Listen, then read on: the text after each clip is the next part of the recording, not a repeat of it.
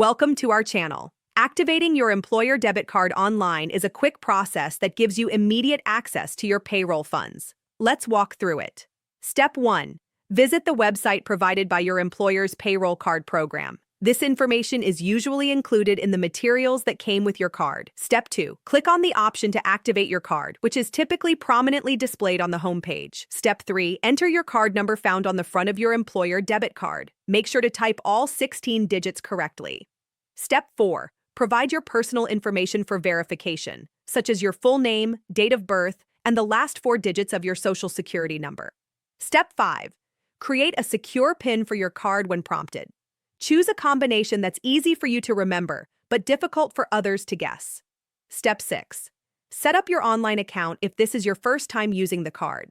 This may include creating a username and password for future logins. Step 7. Review and accept the terms and conditions of the payroll card program. Make sure you understand any fees or limitations associated with the card. Step 8. Confirm that your card is activated by checking the confirmation message on the screen. You may also receive an email confirmation with details about accessing your account. Don't forget to like this video and subscribe to our channel.